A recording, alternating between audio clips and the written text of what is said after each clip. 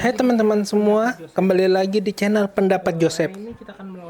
Hari ini kita akan melakukan review, tapi sebelum melakukan review, saya sebagai pemilik channel ini dan pengampu channel ini mengucapkan selamat menjalankan ibadah puasa Ramadan bagi teman-teman beragama Islam, khususnya kaum muslimin dan kaum muslimah. Semoga ibadah dan puasa di tahun ini menjadi puasa menjadi ibadah yang bisa menjadi momen yang memberikan kenangan yang cukup baik buat kita semua. Keluarga saya tidak menjalankan puasa. Jadi jika ada video tangkapan misalnya orang tua saya ada bawa minum atau apa, mohon maaf saja ya, memang kami tidak puasa. Jadi gini, hari ini kita akan melakukan review lagi terhadap film MH730. Episode pertamanya sudah saya buat. Sekarang video keduanya ini berjudul Pembajakan kalau di dalam bahasa Indonesia. Nah, apakah masih fokus mengatakan kita fokusnya ke dalam pembajakan itu dari pilotnya? Enggak. Karena di episode kali ini lebih, bahkan fokusnya adalah awal-awalnya membuktikan bahwa pilot yang diduga melakukan malpraktik ataupun pembajakan terhadap pesawat tersebut dari penelitian seorang jurnalis Prancis, The Model itu cukup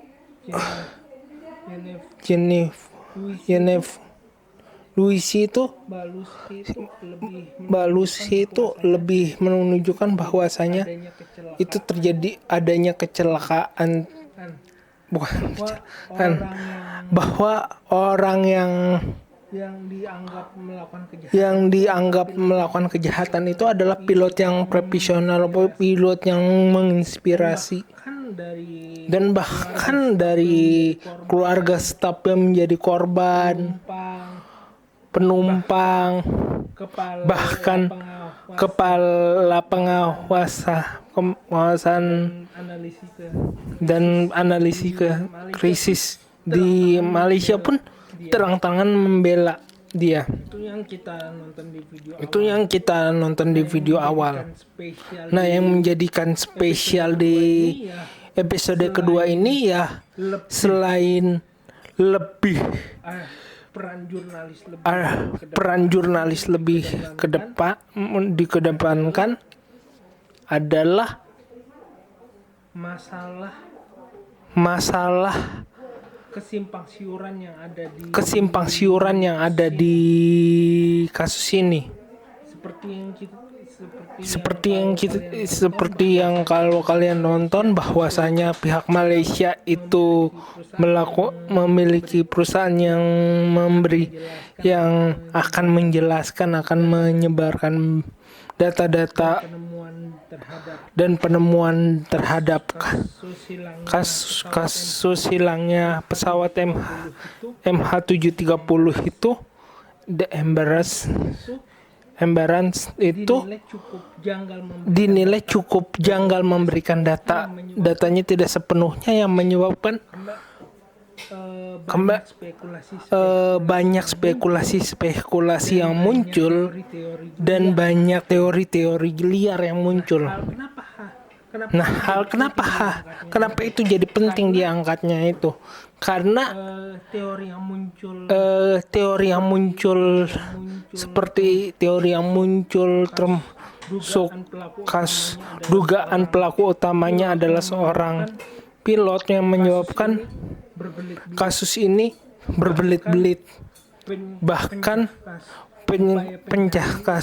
upaya pencarian itu menjadi yang tidak menghasilkan apa-apa, menambah liarnya teori yang ada.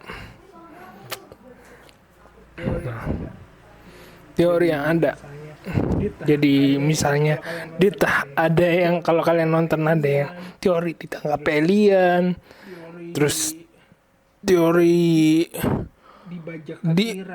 dibajak ke Iran, teori yang dibajak ke sebuah kepulauan kecil di Amerika, bahkan yang cukup panasnya adalah konspirasi antara beberapa negara besar yang kalian bisa nonton di sini di videonya lagi. Dan sekali lagi, orang-orang yang memfokuskan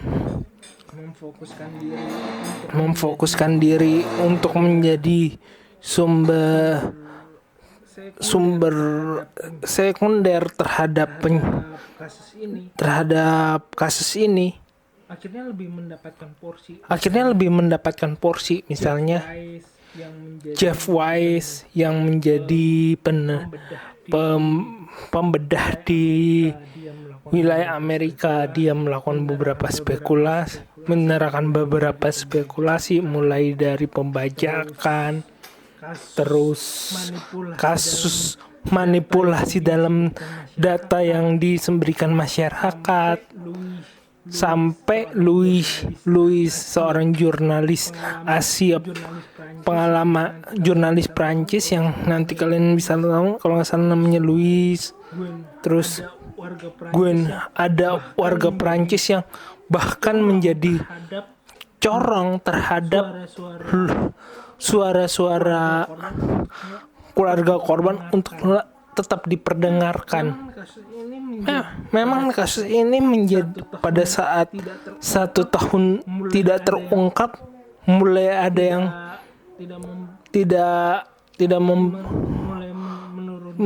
mulai menurunkan kepedulian masyarakat. Tetapi karena emosi yang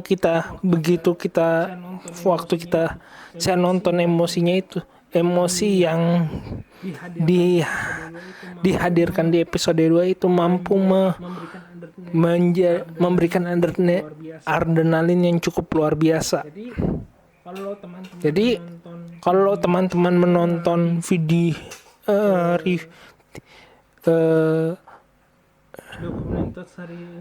dokumenter seri ini ya, kalau membandingkan dengan FIFA ini jauh lebih seru. Jauh datanya, apa yang dikatakan oleh narasumber jauh lebih bisa kita mengerti. Mungkin kalau teman-teman mengatakan bahwa saya mau nonton FIFA ini karena kasusnya similar dengan pencucian uang, korupsi, dengan kasus yang lagi viral di TV, itu ya sah-sah saja. Tetapi kasus ini memang punya daya tariknya sendiri. Bahkan orang yang cuma tahu kasus ini sedikit, kasus dulu itu sedikit, kasus 9 tahun yang lalu itu sedikit. Episode kedua ini lebih membuat kita menganalisa semua data-data yang ada, walaupun episode kedua ini masih bersifat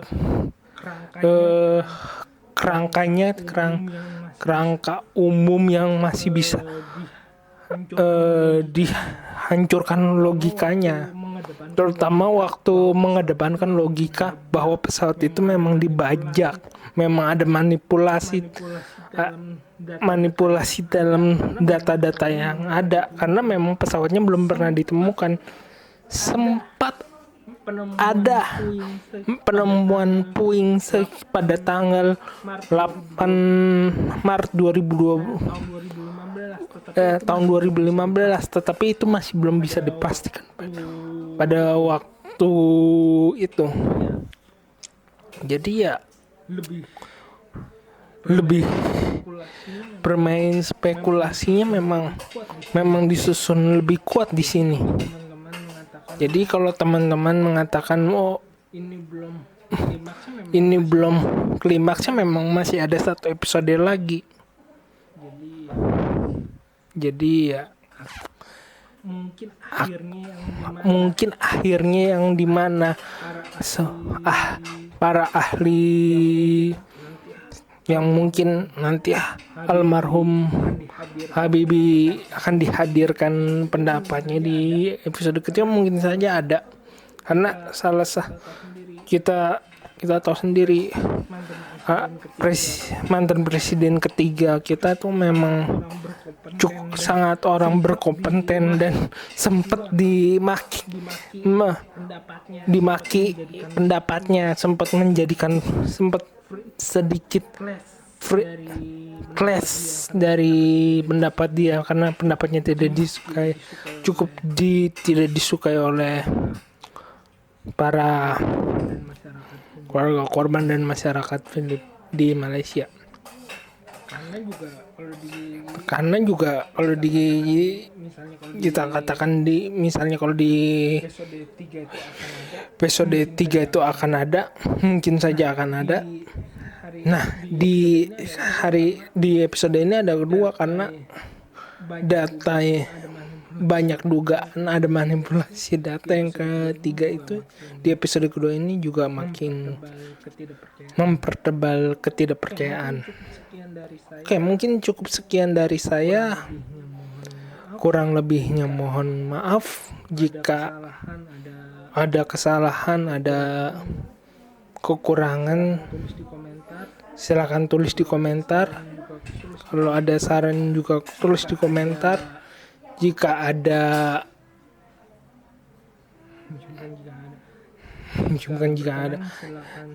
berkenan silakan subscribe Pendapat Joseph dan like video ini. Nah, teman-teman jika mau berinvestasi silakan klik link Saweria di deskripsi. Terima kasih.